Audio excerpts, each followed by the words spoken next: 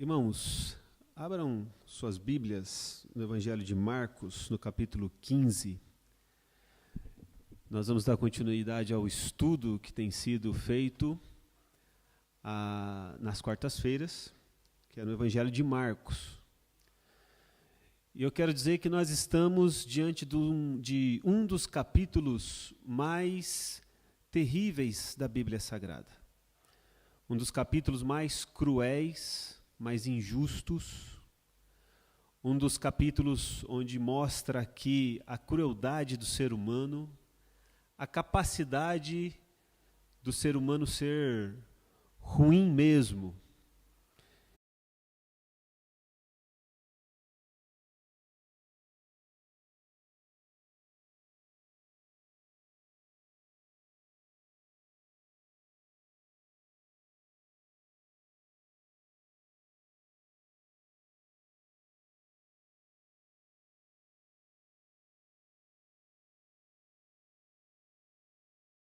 Do julgamento e da morte de Jesus. Homens que praticaram uma injustiça tamanha, uma crueldade tamanha, com cenas de tortura e de morte cruel, e os homens que perpetraram isso eram os líderes religiosos. Às vezes nós vemos certas notícias nos jornais e nós pensamos assim: como pode um ser humano chegar a tamanha crueldade?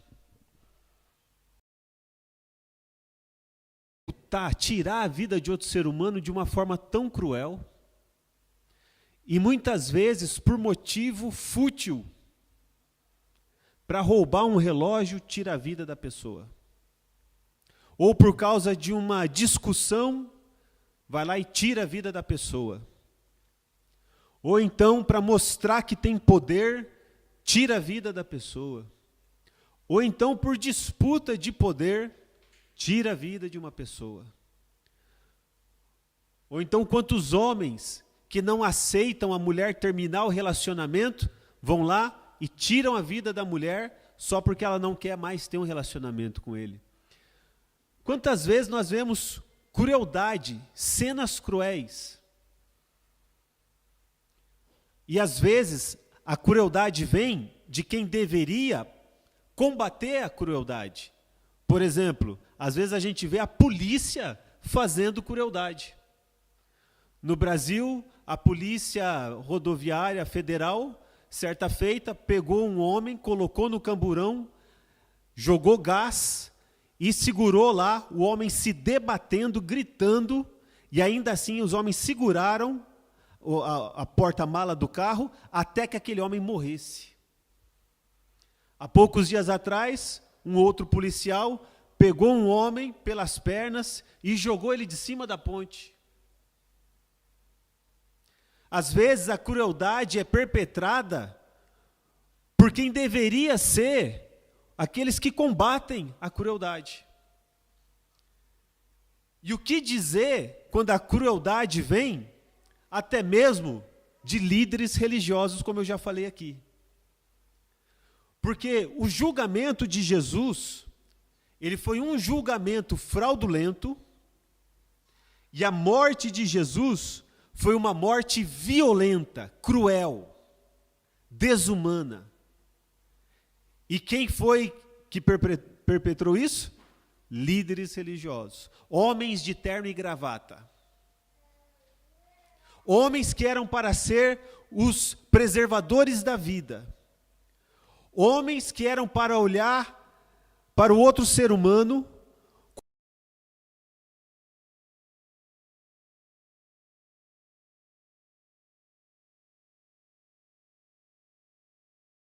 semelhança de Deus, mas eles olham para o outro ser humano como um ser desprezível que deve ser eliminado. Por quê? Porque Jesus estava incomodando. Então, este capítulo 15 de Marcos é um capítulo que, se fôssemos fazer um cinema, um filme desse capítulo, com os detalhes que tem aqui, daria tranquilamente um filme horrível. Talvez você diga, pastor, já fizeram A Paixão de Cristo, bastante realista. Mas ainda assim não podiam colocar tamanha crueldade, expressar tamanha crueldade. Por exemplo, como para frente e você fazer uma piada dele? O quão cruel você tem que ser para isso? Foi o que fizeram com Jesus. Nós vamos ler aqui ainda hoje. Jesus morrendo, e a Bíblia diz, os principais dos fariseus, ou seja, os principais dos líderes religiosos, zombavam dele e diziam, ei tu, que edificas o templo em 3 dias, desce da cruz. Jesus agonizando durante 6 horas, numa cruz, cravado numa cruz, agonizando. Quem é que consegue fazer uma piada nesse momento? O quão psicopata uma pessoa tem que ser para fazer isso? Os irmãos devem ter visto a notícia, recentemente, o governo de Bashar al-Assad na Síria caiu. Os rebeldes combatentes que tomaram o poder, eles estão abrindo as partes que eram secretas do governo. E uma delas, prisões. Prisões que Bashar al-Assad mantinha dos seus opositores políticos. E uma delas mostra comida podre. E num dos cômodos daquela prisão, uma forca, onde centenas de pessoas por dia eram enforcadas, e, pasmem, uma prensa para prensar o corpo, esmagar. Pegava aquele resto humano esmagado, jogava num canto e diluía com produto químico para sumir de vez. Esse tipo de comportamento cruel, psicopata, desumano, ele é um comportamento que ofende a Deus. Por isso, até poderíamos aqui, se fosse intitular a mensagem, como violência contra Deus. Vamos ver as injustiças, capítulo 15, versículo 1.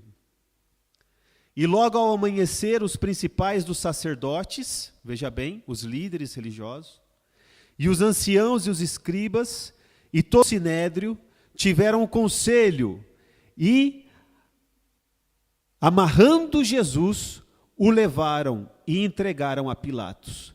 E Pilatos lhe perguntou, tu és o rei dos judeus? Ele respondendo disse-lhe, tu o dizes. E os principais dos sacerdotes o acusavam de muitas coisas, porém Jesus nada respondia. Pilatos o interrogou outra vez, dizendo, nada respondes? Vês quantas coisas testificam contra ti? Mas Jesus nada mais respondeu, de maneira que Pilatos se maravilhava. Ora, no dia da festa, costumava soltar-lhes um preso qualquer que eles pedissem. E havia um chamado Barrabás, que preso com outros amotinadores, tinha num motim cometido uma morte. E a multidão, dando gritos, começou a pedir que fizesse como sempre lhes tinha feito. E Pilatos lhes respondeu, dizendo, quereis que vos solte o rei dos judeus? Porque ele bem sabia que por inveja os principais dos sacerdotes o tinham entregado. Mas os principais dos sacerdotes incitaram a multidão para que fosse solto, antes Barrabás. E Pilatos respondendo lhes disse, outra vez, que quereis que vos faça? O que quereis que faça daquele chamado rei dos judeus? E eles tornaram a clamar, crucifica-o. Mas Pilatos lhes disse, Mas que mal ele fez? E eles cada vez mais clamavam: crucifica-o! Então Pilatos, querendo satisfazer a multidão, soltou-lhes Barrabás, e açoitado Jesus, o entregou para que fosse crucificado. Até aqui por enquanto. Nós estamos diante de um julgamento injusto. Julgamento injusto é característica de governos ditatoriais.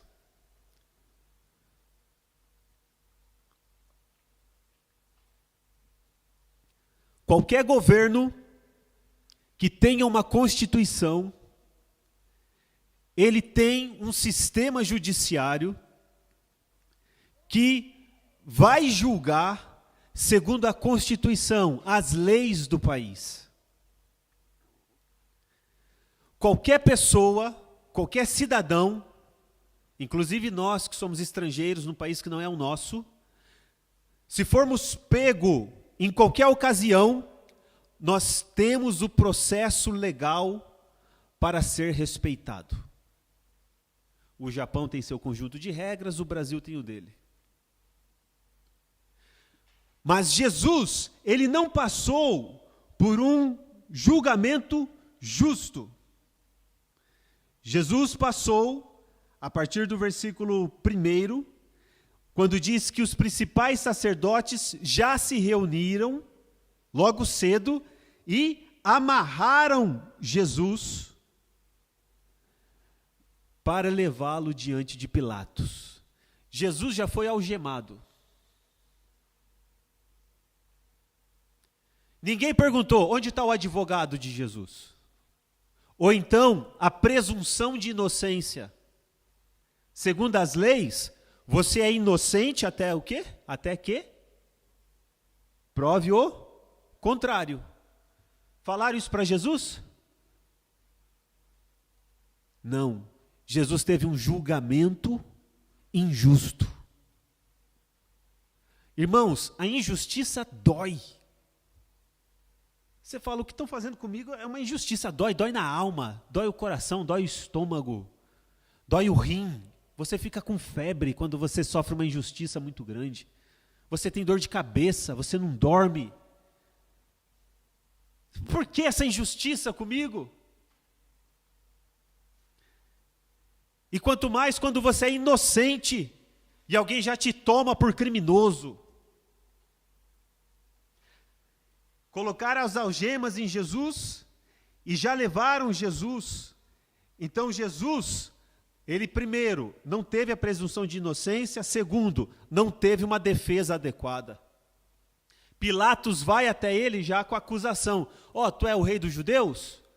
Jesus só disse, tu dizes. Ou seja, você já sabe o julgamento, Jesus já sabia o que ia acontecer. Então Jesus não teve direito a um advogado, coisa que em governos ditatoriais também não acontece. Terceiro, pressão política ou pressão pública. Um julgamento injusto, muitas vezes o juiz, ele tem que dar a sentença, por quê? Porque a opinião pública já decidiu que aquela pessoa é culpada. Então o juiz se sente pressionado a dar o veredito. Ou então tem pressão política em cima daquele juiz, ele já se sente pressionado a dar o veredito. Ainda que na consciência dele, ele saiba que não é bem aquilo que é o certo, não é isso que a Constituição manda, não é isso que o Código Penal manda, mas a pressão pública e a pressão política está tão grande que o juiz vai lá e diz, condenado. Isso é um julgamento injusto. Países ditatoriais têm a Corte Suprema, mas a Corte Suprema não tem autonomia para trabalhar. Eles trabalham com medo do ditador. E a Bíblia diz aqui que Pilatos, ele sabia que os fariseus estavam prendendo Jesus por inveja, mas a multidão gritava. E aqui onde nós lemos diz, e Pilatos, querendo agradar a multidão, olha só, movimento político. Que julgamento injusto, que cena feia. E você vai ver já já como essas coisas se aplicam na nossa vida, tá? Aqui a gente está falando do texto, do contexto geral, mas daqui a pouco vamos fazer a aplicação pessoal. Quarto, falta de imparcialidade do tribunal ou do juiz. O juiz, ele é mais amigo de um dos lados do que do outro. Para quem que o juiz vai dar o veredito, se ele já é amigo mais de um dos lados do que do outro? Obviamente que ele vai dar a favor da pessoa que ele é. Então, Pilatos, ele já tinha negócios a fazer com os sacerdotes. Era interesse dele acalmar o povo. Para quê? Para ele manter o seu próprio posto, a sua própria posição. Ele não podia ter motim ali, não podia ter revolta. Então, Jesus sofreu um julgamento imparcial. Continuando. Quinto, condenação por motivos religiosos ou ideológicos. Isso também faz parte de um julgamento injusto, ideológico. Não segue a lei, não segue a Constituição, mas o juiz tem uma certa ideologia. Isso se aplica muito na política, principalmente no nosso país de origem, o Brasil. Se o juiz é de direita, aí ele dá sentença a favor a quem é político de direita. E se é de esquerda, ele condena. Se o juiz é de esquerda, ele dá sentença a favor a quem é de esquerda e condena quem é de direita. Infelizmente, isso que eu estou falando está acontecendo muito no nosso país. Infelizmente. Ambos os lados, direita e esquerda. Isso é um julgamento injusto. E se você é daqueles que gosta quando é do seu lado e acha ruim quando é do outro, você é injusto também. Cuidado. Os direitos são iguais para todos. Outra coisa que característica um julgamento injusto, sentença desproporcional. Roubou uma bala, 15 anos de cadeia. Veja na Rússia, a pessoa levanta um cartaz contra o presidente, 5 anos de cadeia, 10 anos de cadeia. Acabei de citar, na Síria, você é contra o ditador? Ele te enforca, prensa seu corpo e derrete no elemento químico. Sentença desproporcional. O que foi que Jesus fez? Pregava a Torá de um jeito diferente dos fariseus. Qual sentença que ele recebeu? Crucificação, morte. Era para tanto? Era para tanto? Sentença desproporcional. Isso é característica de violência. Agora vamos trazer para a nossa vida, vamos aplicar para a nossa vida. Nós não somos presidentes, nós não somos governadores, nós não somos prefeitos, nós aqui não lidamos com grandes poderes na sociedade. E aí talvez você diga, pastor, como isso se aplica? Ora, todos nós lidamos com poder diariamente, só que são pequenos poderes. O pequeno poder de um pai sobre um filho.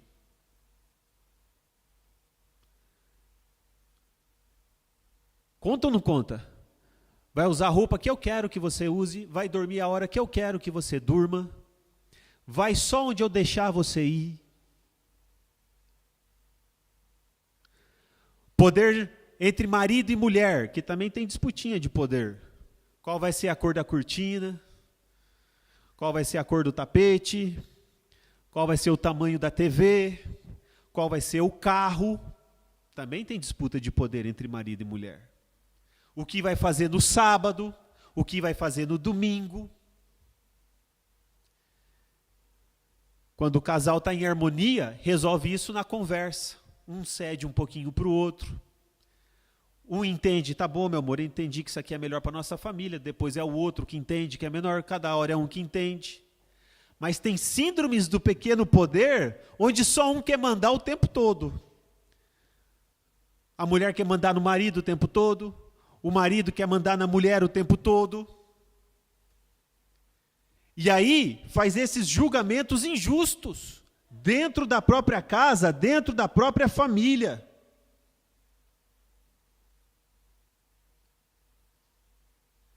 Pega a testemunha que já está do seu lado. Vai falar com outro membro da família e diz aqui, não é filho, isso. Aí o filho, coitado, fica ali entre o pai e a mãe. Meu Deus.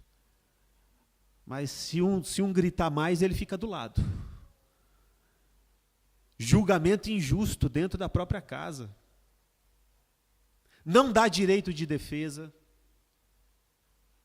Filho, você fez isso. Não, pai, deixa eu explicar. Cala a boca. Vai para o seu quarto, não vai explicar nada. Injusto? Cadê o direito de defesa? Deixa eu explicar. Não, eu quero aqui poder falar a minha ideia. Não, aqui é uma ideia só, é a minha ideia, é eu que mando. O que prevalece é a minha ideologia, é a minha ideia. Mas eu só queria dar uma opinião. Julgamento injusto. Presunção de inocência. Vai falar com o filho, ou vai falar com a esposa, ou vai falar com o marido, já vai acusando já. Você de novo, né? Você fez isso, você fez. Não, mas não fui eu. Que não foi você sempre faz. Não, mas não fui eu. Cadê a presunção de inocência? Cadê o direito de defesa? Síndromes do pequeno poder. Eu e você não somos ditadores de um país. Eu e você não somos aí presidente de um país, não somos prefeito de uma cidade, não temos grandes poderes nas mãos. Mas nós exercemos pequenos poderes. Você tem sido um ditador? Pensa aí. Ou mulher ditadora? Pensa aí. Então, quando fazemos violência contra o ser humano, estamos fazendo violência contra Deus. Porque o ser humano foi criado à imagem e semelhança de Deus. Aqueles homens estavam violentando Jesus de maneira cruel, sádica. Ao mesmo tempo, estavam violentando de forma cruel e sádica a Deus. E assim somos nós, seres humanos, quando viramos contra o nosso irmão, contra um semelhante na sociedade, e tratamos com crueldade, com sadismo, com psicopatia, com desumanidade, nós violentamos o ser humano, mas Deus também, porque esse ser humano foi feito à sua imagem e semelhança. E não parou por aí. Olha só, vamos continuar a leitura? Que é o capítulo todo que a gente quer passar por ele, versículo 16.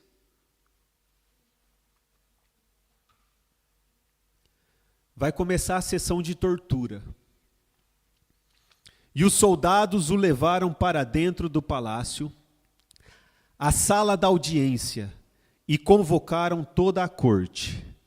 E vestiram-no de púrpura, e tecendo uma coroa de espinhos lhe puseram na cabeça. E começaram a saudá-lo, zombando, dizendo: Salve, Rei dos Judeus! E feriram-no na cabeça com uma cana, e cuspiram nele, e postos de joelhos, o adoravam. E havendo-o escarnecido, despiram-lhe a púrpura, e o vestiram com as suas próprias vestes, e o levaram para fora, a fim de o crucificarem. sessão de tortura. Eu me lembro que na infância eu ouvia coisa do tipo assim: tem que pegar esse camarada e colocar no pau de arara. Tem que pegar esse camarada, pôr no pau de arara e dar ripa nele, e dar choque nele. Eu ouvia essas coisas na década de 90, eu era criança. E vamos lembrar da história do nosso país, no período da ditadura militar, que de fato muitas pessoas iam para salas como essas daqui e eram torturados. Muitos sumiram, foram mortos, executados, nunca foram encontrados. E em muitos outros países, nós vemos na história de sessões de tortura. Por questões políticas, como eu falei aqui, ou porque a justiça vira o instrumento de tortura, como em alguns países ainda há, até hoje a polícia trabalha assim. Ou às vezes até mesmo perseguição religiosa, como muitos irmãos cristãos sofreram torturas. Durante todo o período do cristianismo, cristãos também sofreram torturas simplesmente por serem cristãos. Sofreram prisões, foram para a fogueira, jogados às feras, ou então aquelas torturas diárias, né? Quantos já não ouviram falar de ficar torturando debaixo da unha e coisas do tipo? O quão sádico tem que ser um torturador para ver um ser humano sofrendo tortura e sentir prazer com isso? E eu vou alertar os irmãos aqui e quem estiver assistindo online também. Às vezes eu vejo, aparecem cenas de algum assalto, por exemplo, no Brasil, que aí a polícia reage, ou a pessoa reage e mata o bandido. E aí alguém escreve assim: CPF cancelado. E eu vejo as pessoas festejando, comemorando, zombando. E uma vez eu vi um pastor escrevendo: CPF cancelado, esse não rouba mais. Quem faz isso não entendeu o que é o Evangelho. Não entendeu. A Bíblia diz em Ezequiel: Deus não tem prazer na morte do ímpio. Antes, o prazer de Deus é que o ímpio se converta. Deus não tem prazer. É lamentável uma cena dessa.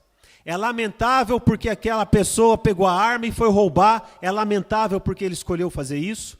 É lamentável porque ele quis entrar na criminalidade. É lamentável porque ele quis colocar uma arma no rosto de uma pessoa inocente. E também é lamentável porque alguém tirou a vida dele. Não é alegria para ninguém. Crente não se alegra na morte, muito menos na execução de ninguém. Não estamos vendo aqui o quanto que torturaram Jesus, zombaram de Jesus? E é isso que eu vou fazer agora? Comemorar? Não, não. Eu entendo a indignação de quem vive num país onde a lei tarda. Eu entendo a indignação de quem vive num país que as leis muitas vezes não prendem o bandido, o assassino, e quando prende solta rápido. Eu entendo a indignação, mas não é porque existe um erro de um lado que eu vou cometer o erro do outro lado. Não é porque está sendo feito errado aqui que eu, crente em Jesus, vou me alegrar com a morte de uma pessoa.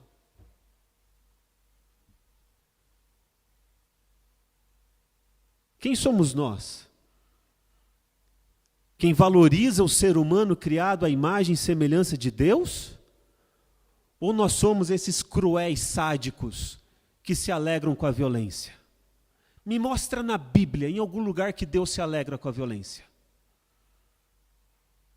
Me mostra na Bíblia Deus tendo prazer na morte de um ímpio, de um injusto. Deus lamenta. Deus se impõe como poder, como autoridade, como justiça. Mas Deus quer que todos se salvem. E Jesus, o que fizeram com Jesus? Levaram Jesus para um quarto fechado para torturá-lo. E os soldados, versículo 16, o levaram para dentro do palácio, a sala da audiência. Um quarto fechado, um quarto de tortura. Colocaram uma coroa de espinhos na cabeça dele. O quão cruel tem que ser uma pessoa assim? Bateram com porretes na cabeça de Jesus. Imagine se fosse a sua cabeça. Imagine. Da mesma forma, às vezes a gente vê linchamentos públicos, não tem às vezes? Pega a pessoa no meio da rua e lincha a pessoa, bate na pessoa, às vezes até a pessoa cair desmaiada ou morta no chão. Quem são essas pessoas que vão lá, chutam, só falta no dia seguinte ou na mesma noite estar indo num culto adorar a Deus, ou está indo na missa. Cadê? Parece que falta sanidade. Torturaram Jesus. Sabe quais são as características dessa psicopatia, melhor dizendo? Primeiro, desumanização. Para uma pessoa cruel torturar outra, ela desumaniza. Ela trata aquela pessoa como um objeto. Por isso que nas palavras as pessoas dizem assim: esse cara é um lixo. Por quê? Se ele é lixo, para que serve lixo? O lixo é para ser jogado fora. Por isso que ele fala, esse cara é um lixo, esse cara é um rato. Não é assim que fala? Por quê? Porque você tira a humanidade, aí você pode jogar fora. Que crente que faz isso? Você não quer salvar aquela pessoa? Jesus não morreu por ela? Como é que você fica chamando as pessoas de lixo, de rato, disso e daquilo? Que justiça é essa que você está aplicando? Então, o psicopata, ele desumaniza a vítima. Jesus foi desumanizado. Tiraram a roupa dele.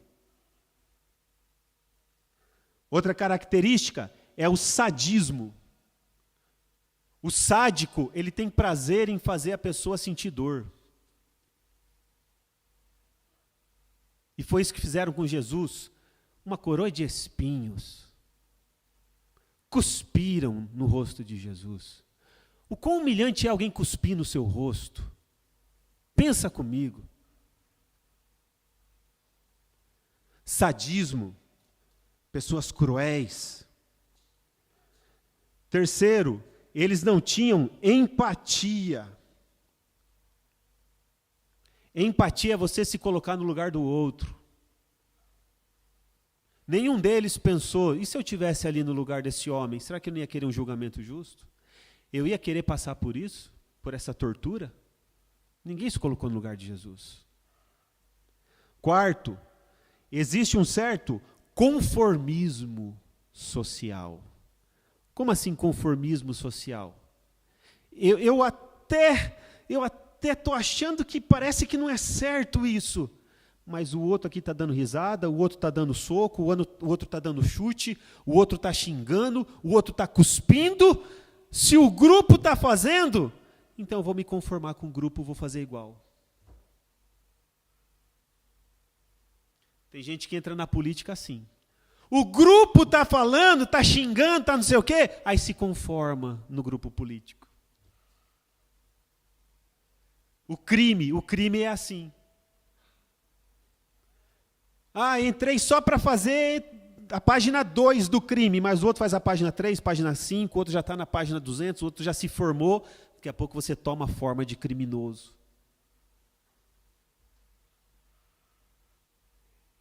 Então, cuidado, quando dizem aí que Maria vai com as outras, né? Não tem uma expressão assim, Maria vai com as outras? Cuidado, não é só porque todo mundo está falando que está certo, não.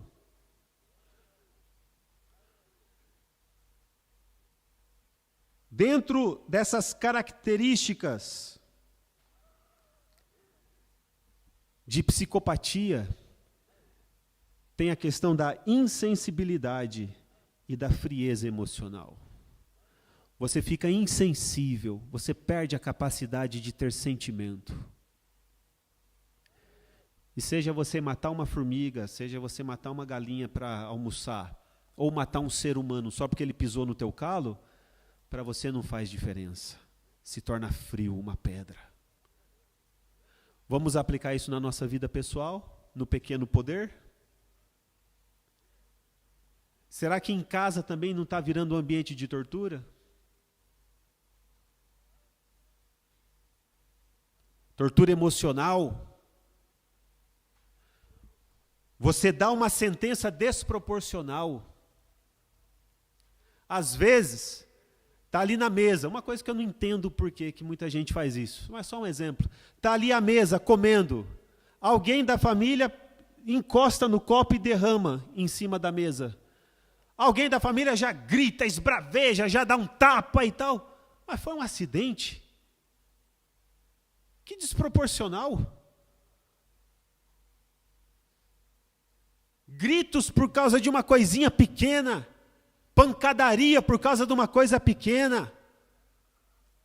Que desproporcional. O quão cruel você tem sido dentro da sua casa? O quão sádico você tem sido dentro da sua casa? Fazer a esposa sofrer, fazer a esposa chorar. Ela vai ver que quem tem o poder sou eu. Ela vai ver que quem manda sou eu.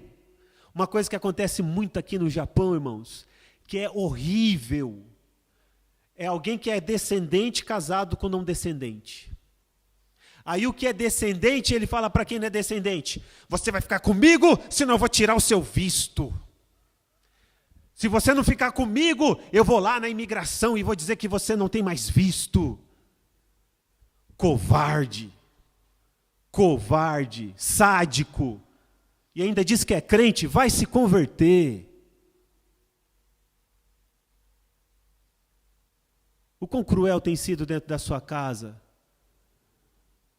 Fazendo o esposo sofrer com jogos emocionais. Usando a força que tem, o poder que tem. Sim, mulher também faz, claro. E aí usa o filho e usa outras coisas e faz joguinho e drama para lá. Vou ficar louca, não estou aguentando. E tal, e causa um rebuliço na casa. Cruel, desumano, causando traumas emocionais e psicológicos nos filhos. Por um lado, trabalho julgamento injusto. Por outro lado, uma violência cruel e desumana. Taca o terror. Faz todo mundo sofrer. Essa sala de tortura aqui, parece que, muitas vezes, dentro da nossa própria casa, pode virar uma sala de tortura. É uma tortura ficar em casa. É uma tortura. Não vejo a hora de sair. Não vejo a hora de ir para a escola, o filho pensa. O marido pensa, não vejo a hora de ir para a fábrica e fazer 10 horas de zanguô. A esposa também pode pensar, eu vou ficar na fábrica e fazer 10 horas de zanguô. Ou então, tomara que meu marido fique lá fazendo 10 horas de zanguô e não pise em casa tão cedo. Quanta gente não vive assim? Quanta gente que não vem para a igreja porque em casa virou uma sala de tortura. E Jesus aqui, na sala de tortura.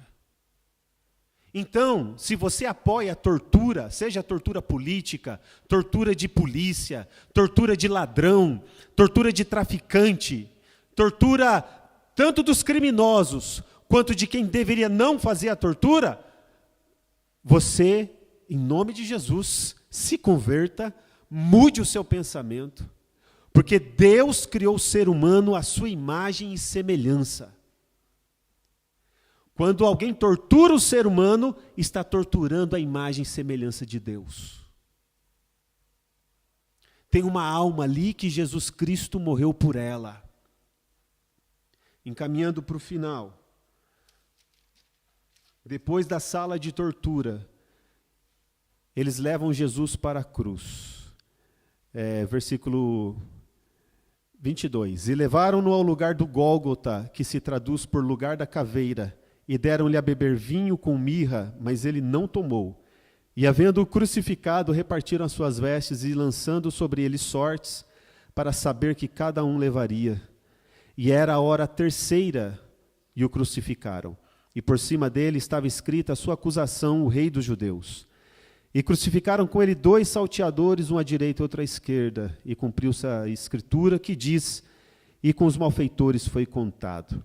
E os que passavam blasfemavam dele, meneando a cabeça e dizendo, tu que derribas o templo e em 3 dias o edificas, salva a ti mesmo e desce da cruz. E da mesma maneira também os principais dos sacerdotes, com os escribas, diziam uns para os outros, zombando, salvou os outros e não pode salvar-se a si mesmo. O Cristo, o Rei de Israel, desça agora da cruz, para que o vejamos e acreditemos. Também os que com ele foram crucificados o injuriavam. E chegada a hora sexta, houve trevas sobre toda a terra até a hora nona. E a hora nona, Jesus exclamou com grande voz, dizendo, Eloi, Eloi, lema sabachthani. Isso traduzido é, Deus meu, por que me desamparaste? E alguns dos que estavam ali ouvindo diziam, eis que chama por Elias. E um deles correu a embeber uma esponja em vinagre, e pondo-a numa cana, deu-lhe a beber, dizendo, deixai, vejamos se virá Elias tirá-lo. E Jesus, dando um grande brado, expirou. Jesus crucificado a hora terceira, ficou na cruz até a hora nona. 6 horas de uma tortura cruel e desumana em praça pública. E as pessoas zombando. Quem faz isso não se parece com Deus. Não se parece com Jesus. Quem faz da sua casa um ambiente de tortura não se parece com Jesus. Quem faz da sua casa um local de sadismo, um local de violência, não se parece com Jesus. Quem se parece com Jesus é quem valoriza a pessoa humana. Os seres humanos são criados à imagem e semelhança de Deus. E nós valorizamos a vida. Nós somos a favor da vida.